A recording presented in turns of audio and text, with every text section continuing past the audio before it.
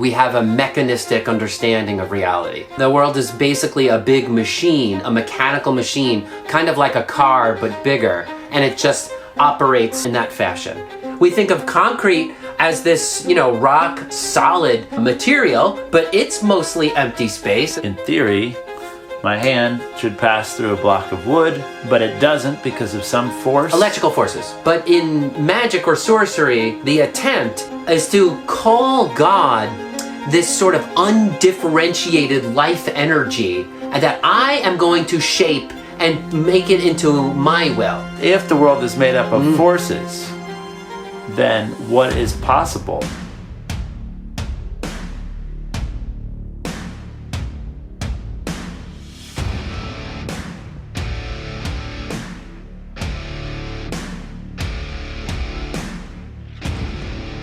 All right, I'm back up here in Asheville, North Carolina with my good friend John Immel. Welcome back to the podcast, John. Thank you, Carl. John is a graduate of Harvard with a bachelor's in computer science and mathematics. I think I do that every single time, so why not? Why change now?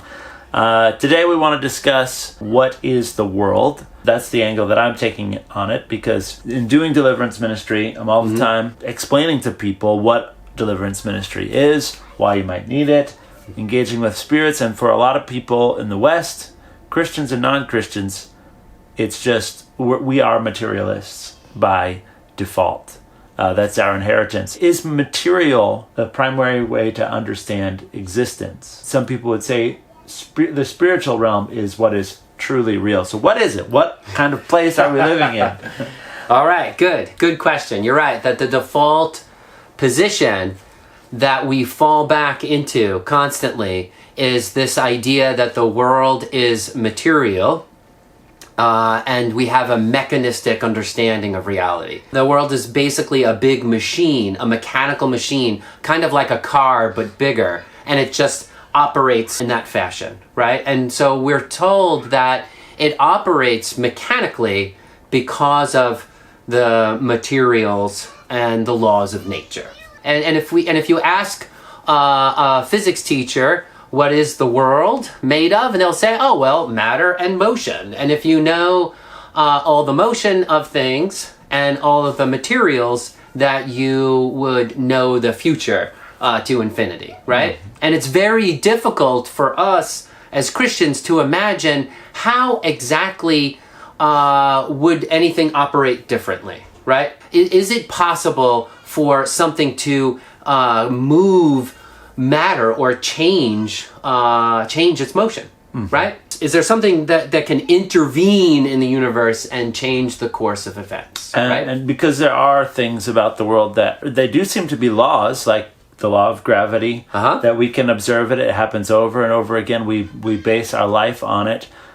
We know that there are certain things that are solid, like a table that I can put my drink on and it's going to hold it up, or I can sit on it, or I can build my house on, pieces of wood. I know it's going to hold me up. So we're like, well, there are laws about the physical world that are consistent. So isn't that what's real? Yes, the laws of physics are certainly real, right? And wood is certainly real. The issue is that there are also times when it seems that the universe has more to it than just mechanics, right? And one of those is just the simple fact that minds exist. If you have a mind and a free will and you're capable of choice, that must mean that you have freedom from matter, right? That it's not just a continuous collision of billiard balls on a table that results in a choice, but that you actually know something and then act out of free will, okay? So that is one example where somehow a choice must be able to change the course of events and make them as they otherwise would not be. So that is a very mysterious thing. Yeah, which has limitations. We would think that has limitations. Some people teach like mind over matter, and then there are people that do practices where they seem to be able to move stuff without touching it. Which these would be things that we would put. You're talking about like magic or something. Yeah, exactly. Yeah, you can telekinesis, things like that. In our world, we usually would say that those things aren't real. Yeah. That you can't really do that. That's not something possible. Yeah. So if your mind, if your will can break, if you will, kind of the laws of physicality in some ways, are these things legitimate? You mean legitimacy is it real power? Is magic real? I think we don't need to go there in the sense of asking, is sorcery and other things possible? Because we can rest right in common everyday experiences that people have throughout the day and point to the fact that, oh no, it's not just material. The fact that we have a free will is itself a sign that the universe is not just a machine, right? Machines don't make choices. My car doesn't make a choice. I make the choice. If I crashed into a tree, we wouldn't say, oh, the car crashed into a tree. We'd say, John crashed the car into a tree. Even with AI, is that true? Because after all, there are self-driving cars that have to make some decisions. Okay, but there's a difference between a decision and a free will choice. A calculator can calculate which of these two scenarios is optimal and then do it, right? It's programmed to do that. It doesn't make that choice freely. But the mind, having free will, makes that choice in a free manner, not in a robotic manner. Because the mind, this is interesting because we've been talking about this at church, that the mind, the uniqueness then of free will is that you can get it wrong. Yes. Where the computer doesn't have that choice. The computer doesn't have a choice. The same way that a rock doesn't have a choice to fall, right? So there's no choice there by the rock. You could predict the conclusion every single time.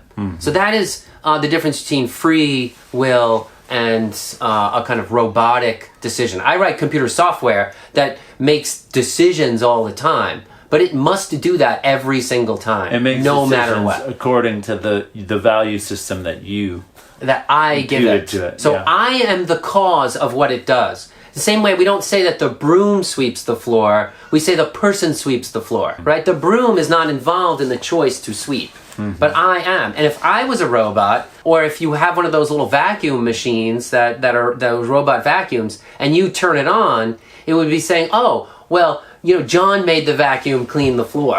It wouldn't be the choice of the vacuum to do that. And so that's the difference between a free choice and the kinds of choices that you see by things like computer software. Now, an artificial intelligence is a strange case that it's not exactly clear to me whether it is a very, very fancy robot. It is impossible for it to be programmed to have a choice. But it's a strange thing that we should talk about another time. I have a topic on this. We have a talk on this, and I think it's worth presenting to everyone about artificial intelligence. Does it have a soul? I know that's the question. That's the question. For the first time, I'm understanding why you're asking that question. Yeah, is it properly a cause in creation or not? Is it just simply a fancy calculator that operates on a sophisticated level? I hope it's a calculator, personally. Yeah. I hope it's a calculator too. So mind is a kind of thing that if it's free, then it is not. The universe is not just a mechanical machine. Also, other kinds of things are not mechanical, like love. A materialist would reduce love to hormones. The choice to love something is quite peculiar. When you choose to love something, then you are about that thing, right? So if I say I love my wife, Natalie, that means that there's something in me that's about her. To think about her, that means there's a part of me that is referring to her. Does that make sense? Yeah. There's something in me that's about that thing over there. Material can't do that. Like, it's not like a carbon atom can be about my wife. It's just a carbon atom. The problem is that matter is never a symbol for something else. It's just is that thing. Like a stop sign is just, red paint, white paint, and some metal and a stick. Okay? It doesn't know that it's saying stop. It's not about something. But a mind is such a thing that it can be about something else. Matter can't do that. Furthermore, for any material thing, you can interpret it in an infinite number of ways. If I see a stop sign, I can interpret that as that's metal. I can say that is a red circle. Or I could say, oh no, that's a hexagon. Or I could say, oh, that is something for me to shoot at with my BB gun. Right. Does that make sense? I can conceptualize what the stop sign is in an infinite number of ways. In fact, if I were to zoom in on the stop sign, I would find it's just mostly empty space.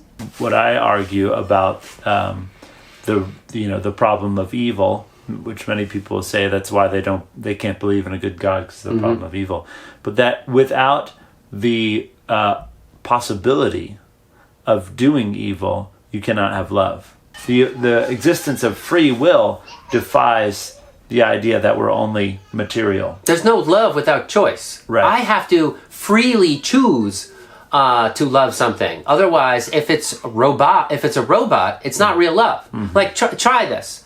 If you are in love with someone right now, and you're thinking about marrying them, go up to them and get down on one knee and say, "My robotic mechanical hormones want your mechanical carbon atoms," and then see if she says yes. That would be, and then if she doesn't say yes, you just have to assume that some robotic forces in her, said some random vibration utterance and that you heard no, but what was that no? That no was just... You should feel nothing, actually. You should feel nothing about Absolutely. it. You should just feel like some oxygen atoms hit your face and that's it, right? But no, there's meaning there, right? And meaning, as with all symbols, it does not have a material existence. In fact, there are many things that don't have a material existence. I was taught in public school that material is all there is, and that anyone who believes in the spiritual world is like an ignorant medieval peasant, right? Yeah. That is what I felt that after I got done with physics class that I should laugh at the silly little fools who believe in God, and instead what I should do is walk away with this mechanical view of reality. And so, is reality fundamentally mechanical, or is it fundamentally spiritual? Is what we're trying to figure out here when we are asking the question of what's the world made of. Minds, I've already mentioned, have immaterial existence. That symbols cannot be entirely material. That meaning itself is not material. There's no place where the meaning of love exists in the world that I can touch, right? That's something that exists in my mind, and it also exists conceptually, like the number 2.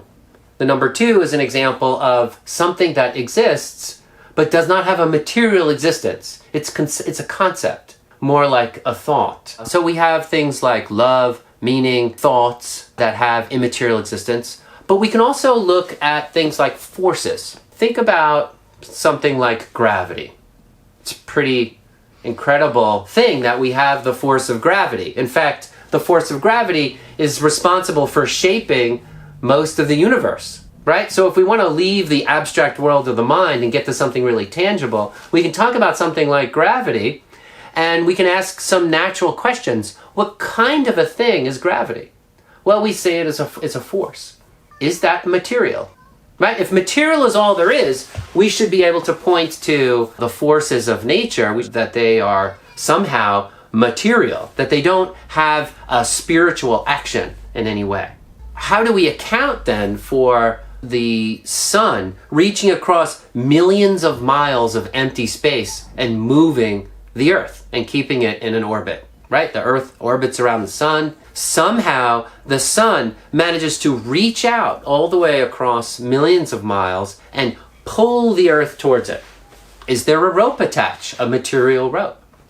And if there is no rope, how does the sun do such a thing? Again, if we take a materialist point of view, we can say, oh, the world is matter and there's nothing that operates without material. How does the sun reach across millions of miles and pull the Earth towards it? There's no explanation for that. In fact, physics has a hard time explaining angular momentum generally.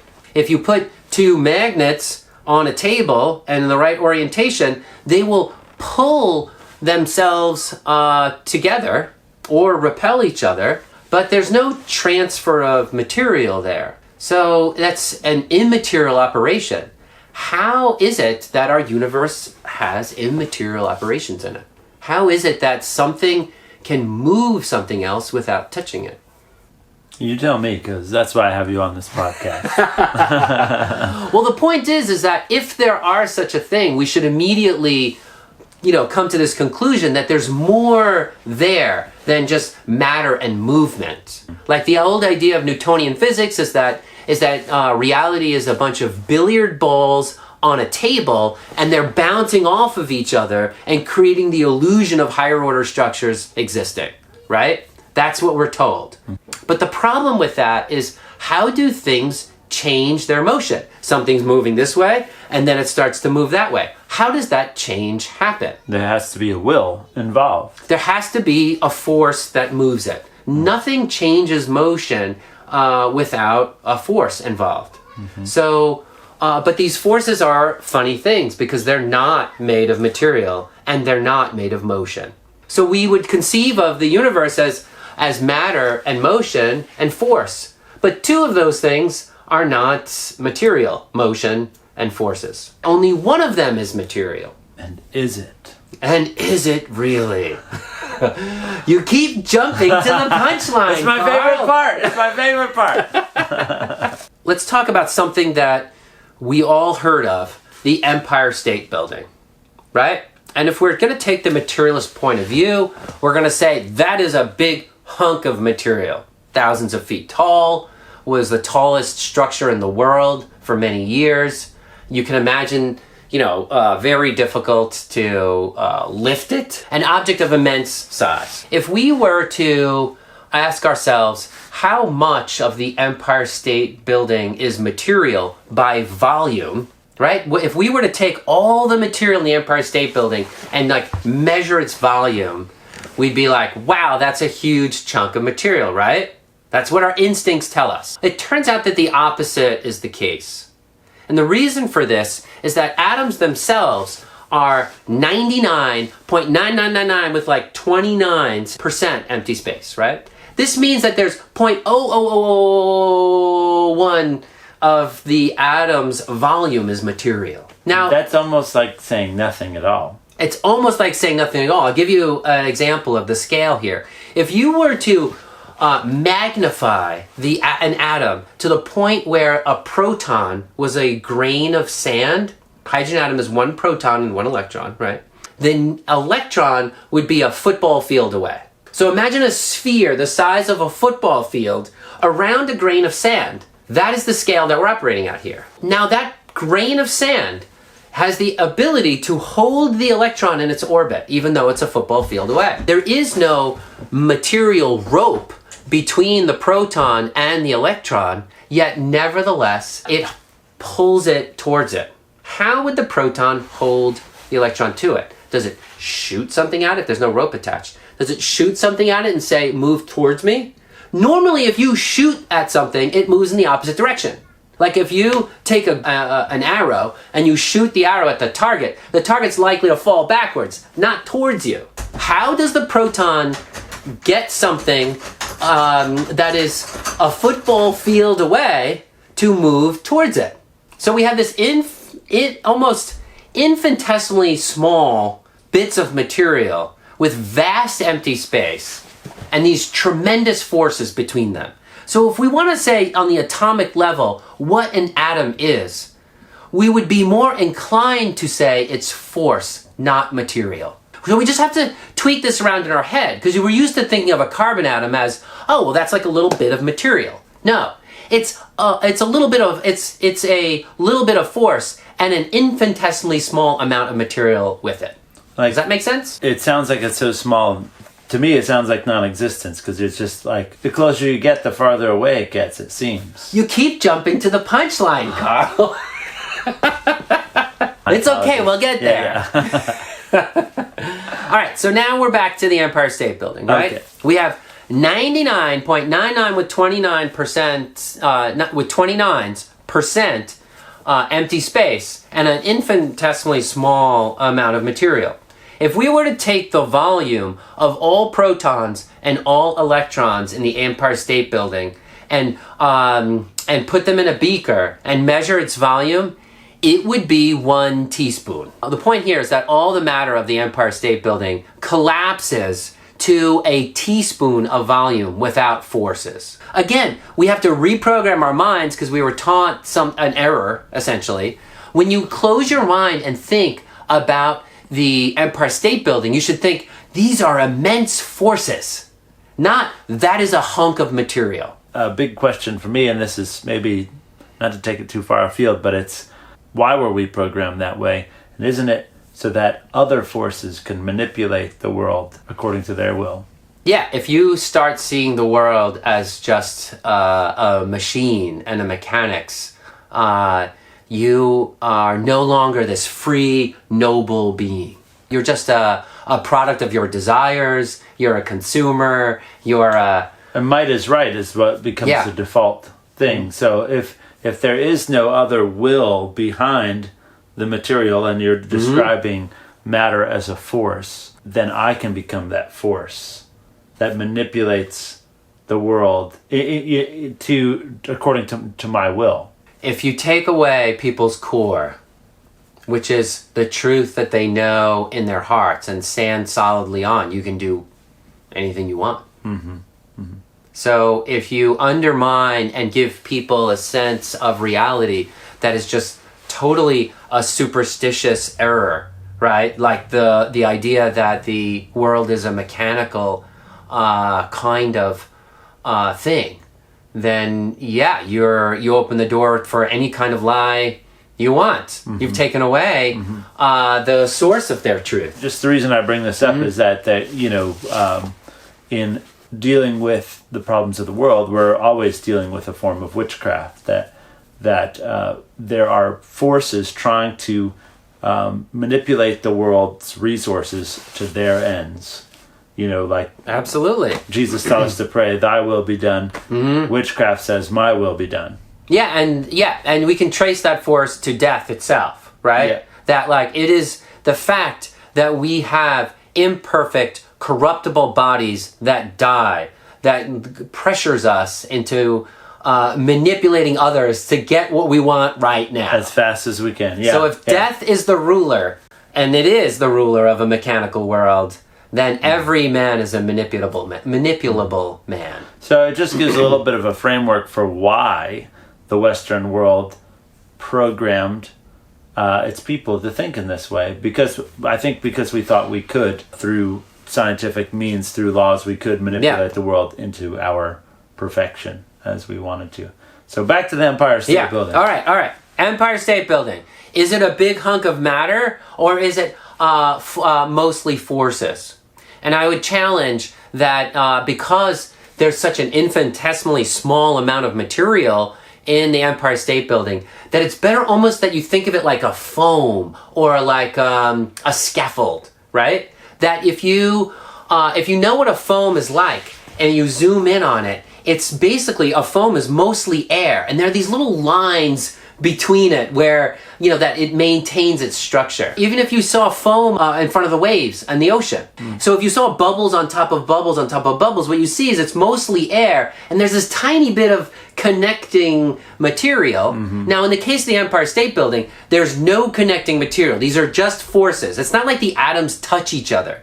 They don't touch each other. What is actually happening is that these protons that are football fields away, if you scale them up to a sand, right? Very far from each other, but they both have a positive charge. So they can't touch each other. Like magnets, if you put the same pole, like two South Pole magnets, and you try to push them together, they push themselves apart.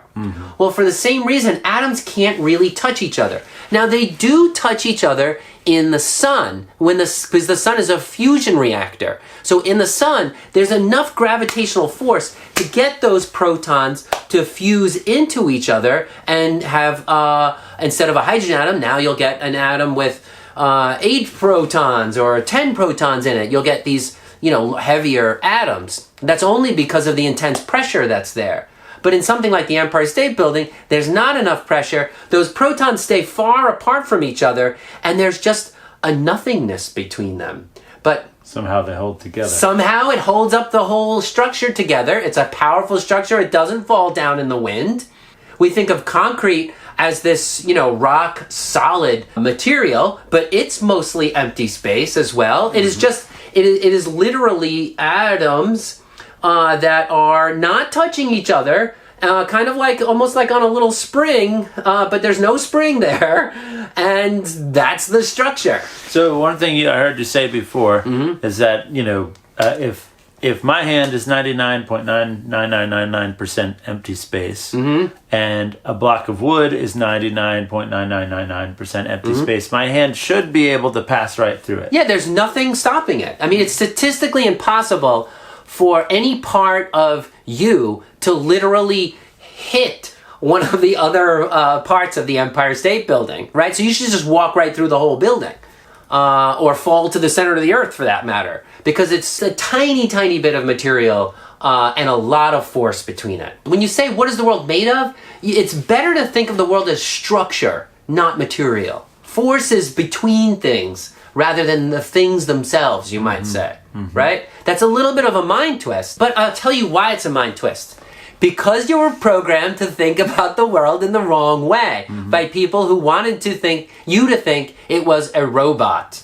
By people who wanted you to think that there was nothing spiritual in the world. And really it comes down to it was a whole movement, a generation of people that believed that they could basically boil the world down to formulas and science and then control, fix, dominate everything. Yeah, essentially. That's what's on our money.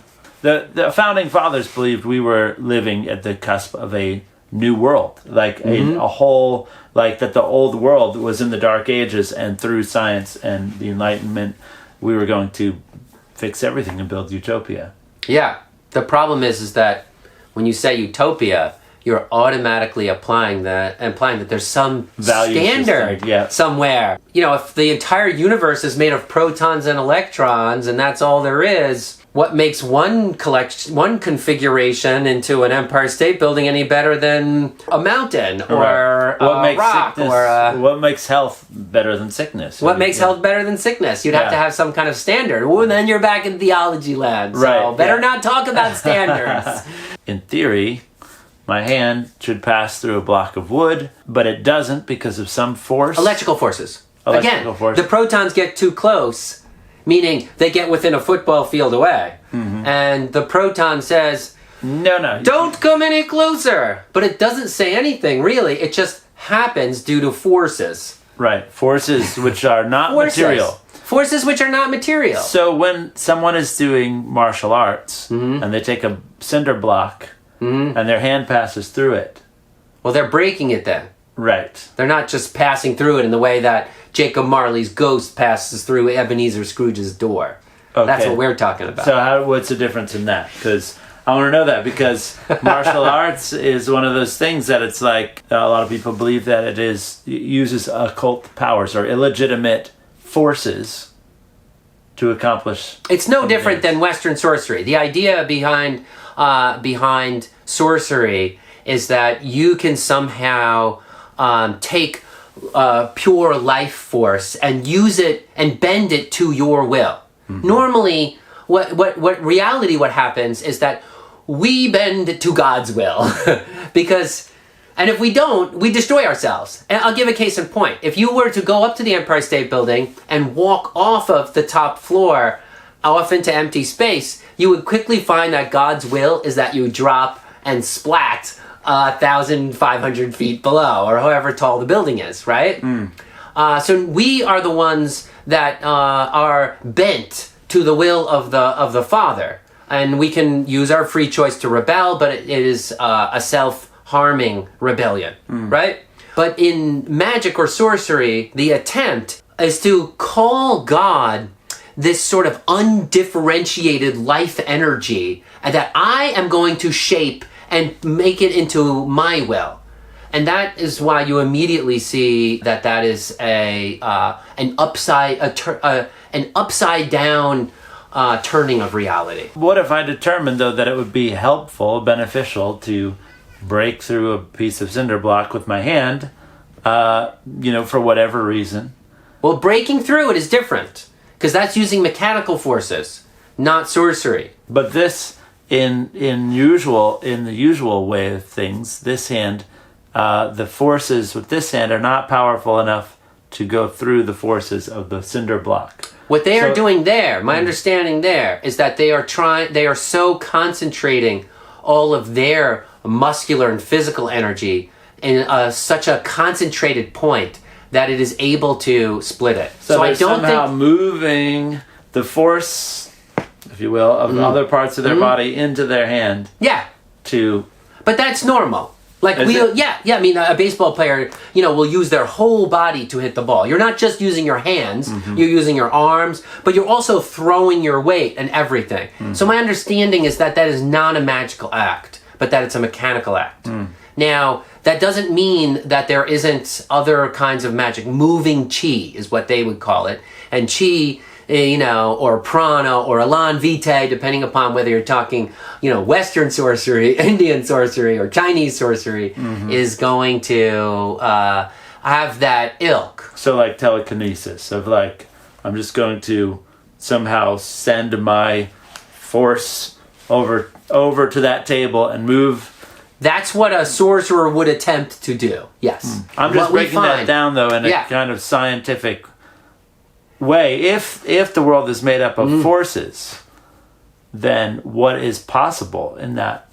Yeah. So the thing is that I'm not here denying that magic is possible, and nor am I proving that it is possible for a person to do that. What I am saying is that somehow these forces, which are act immaterially on heavenly bodies, and the entire whole galaxies are held together by these forces. And galaxies are, held in their place with respect to other galaxies by these forces, and they are immaterial. So the idea that there are forces that could move something without touching it is incontestable. That a person would be able to manipulate that, be able to manipulate the forces of nature is something that, that we can talk about. But the fact that there are forces that move things without material is incontestable. Now, quantum mechanics tries to form an explanation of this. In order to, have the arrow make the target fall towards you when it hits you, they have to say that anti-momentum exists, not just momentum, right? And anti-momentum follows the mathematics of complex numbers, meaning square root of -1, which doesn't exist. So you have to use imaginary numbers, anti-momentum, and how does the proton know where the electron is? Like, does it have an aiming thing? Does it have an eyeball that it looks at the electron and shoots the arrow at it to get the electron to stay towards it and keep going in a circle? How many arrows is it firing to keep it moving in a circle, right? The electron's revolving around the atom like this, right? And the proton's holding on to it. There's either a rope attached, which nobody says there is, or you have to use the mathematics of quantum physics. Mathematics of quantum physics says that the proton is shooting anti-momentum particles that follow imaginary mathematics, and they call those virtual photons. Starting to sound a little superstitious to me, that we have these imaginary numbers governing virtual, meaning non-existent photons, and anti-momentum. And furthermore, it doesn't know because it doesn't have an eyeball. Photons don't have an eyeball. So in order for them to hit the electron, they have to send out an infinite number of these every single moment. Because remember, electrical fields are infinite in size, right? They go out forever. So you have to hit any possible electron that's an infinity of distance away from you. So you need to have, from every single proton in the entire universe, an infinity of virtual photons leaving the proton and hitting the electron following the laws of imaginary mathematics. And nothing about that sounds superstitious to the modern physicists. To me, it sounds like a something that can make a mathematical equation work, but it is not a plausible explanation.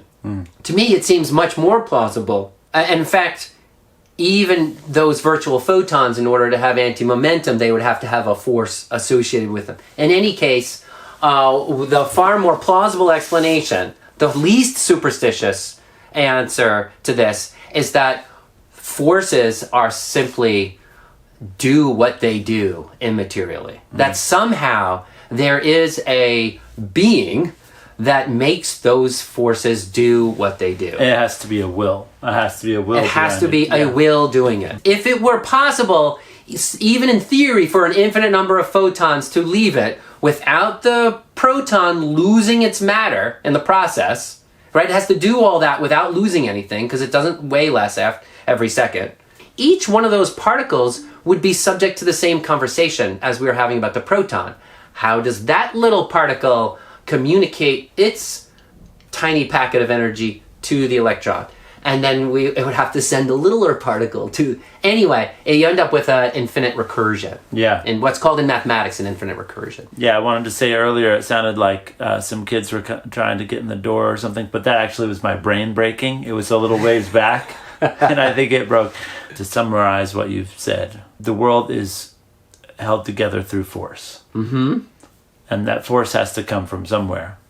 Power comes from somewhere. It has to have a source. Right. There must be something that gives gravity the power to move celestial bodies. For me, then the question is, what is possible? What is healthy in engaging with those forces? Because we're automatically engaging in it.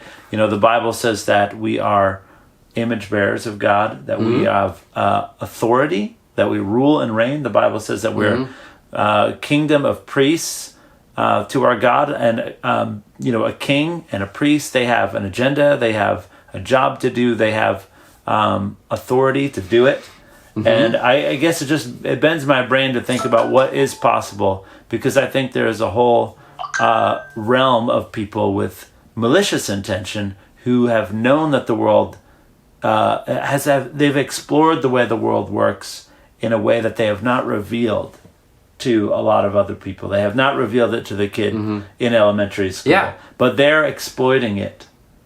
And the church, meanwhile, is very materialistic and is not standing in opposition to what they don't know how to stand in opposition to it. They don't even know. They don't know, because even when you read, I mean, all of this is beautifully and logically explained in the Summa Theologiae of St. Thomas Aquinas. And this was, and what he wasn't called, available to interview, so I got to chime in 1200 AD, he wrote all this stuff down. It was standard knowledge in his time, and it was considered to be an introduction to theology, right? What you would call natural theology. In other words, a rational explanation, which is what science attempts to claim, but a rational explanation, not a biblical one, a rational explanation for how our world is a spiritual world.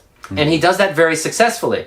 It's barely legible by us moderns, only because we've been programmed to think differently. It's actually quite simple. Like, if you think about this, nothing that I'm saying today is quite unusual. We already know that there are forces governing the universe.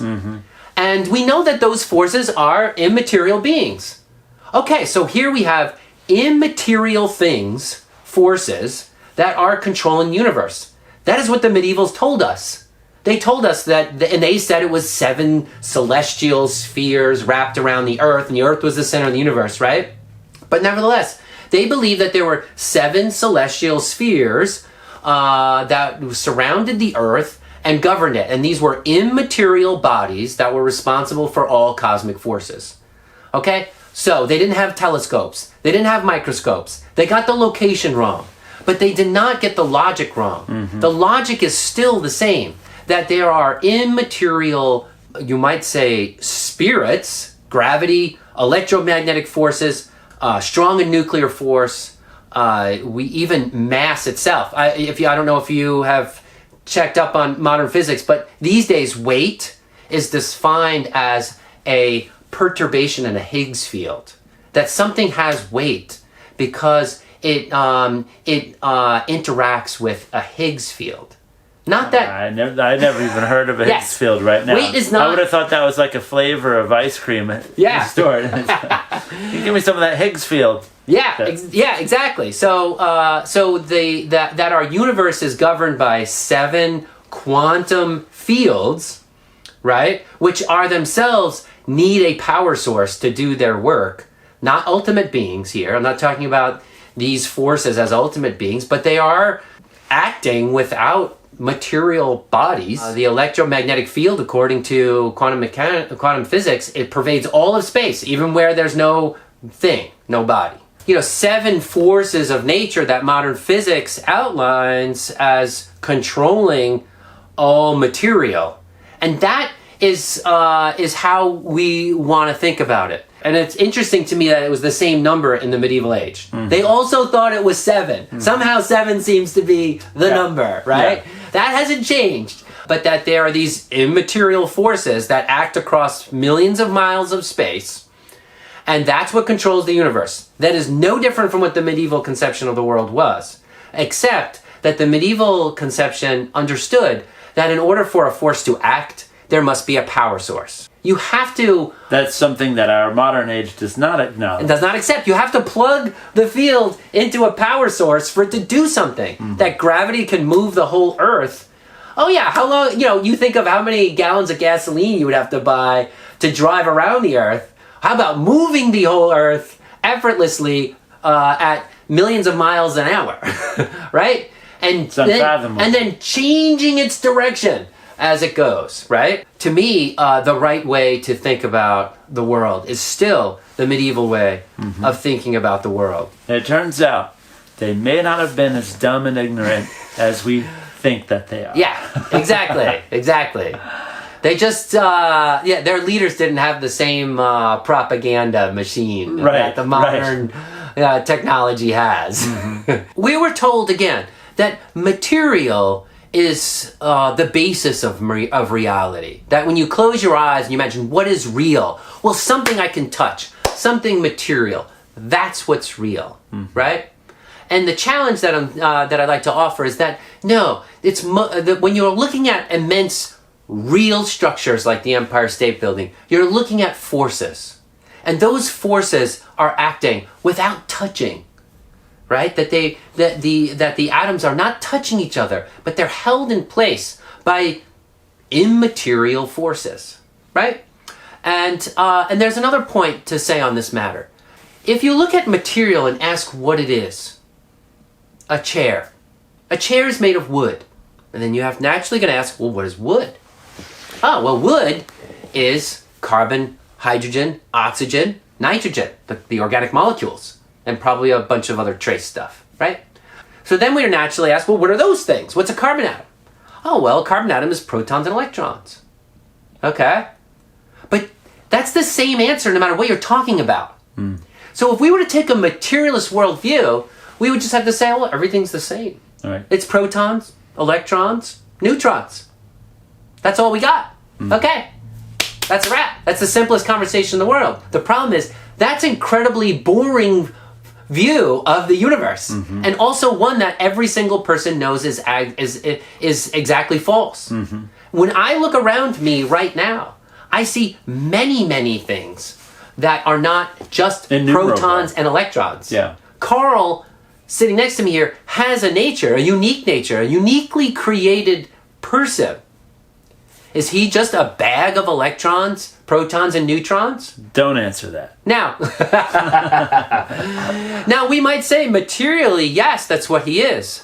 but that wouldn't capture his essence. And so if we were going to talk about the world in an interesting way, the first thing that we would have to do is get beyond the matter and into what? The essence, which is also non-material. We'd have to get into the nature of things. Well, the nature of things is not a touchable material thing. Carl's nature is not something I can put on a scale and say, oh, Carl's nature weighs a pound. And where is it? Is your nature right there? Your nature could be a little bit right there. Yeah. I see, even if I were to walk through your home when you're not there, there's a little bit of your nature in the home. That's right. True. So where does somebody better vacuum? So Carl's nature is in my heart also. Yeah. It is in many places. Yeah. And how do we account for that? That is the interesting conversation. So if objects themselves are mostly empty space, if the material that's in them is very uninteresting and boring, and what's exciting to talk about is the different natures and different configurations of things, then we need to refocus the conversation on that. Yeah. But as soon as we do that, we are refocusing on the spirits. Yeah. Because that's what natures are. Well, and I know that, just in a personal experience from the day that my dad died, when he was only 49 and I was 23, we were painting houses. That day we were painting houses, we were eating lunch, we were talking together, laughing together. He died at the end of the day. The next time, I saw him at lunch, the next time I saw him, he was cold and lifeless because he had had a heart attack. And he was not in the room. Yeah. I knew that, but all the same matter. His material was still there. It was still there. Yes. He looked the same. Yes. But he was not the same, and he was not there. I could never, again, engage with him like I did. I couldn't eat with him. I couldn't laugh with him. I couldn't be sad with him. It was he wasn't there. Yeah. And that's, the soul. We talk about that so many people in previous generations have even questioned, whether those kinds of things exist. Yeah. But I think it is the most important and the most real, like you're saying. That's what makes reality, really. It's what makes life have any definition and value at all. Absolutely. Well, thank you, John. I know you have much more, so I'll be back, but I appreciate you sharing your thoughts with us today. Thank you, Carl.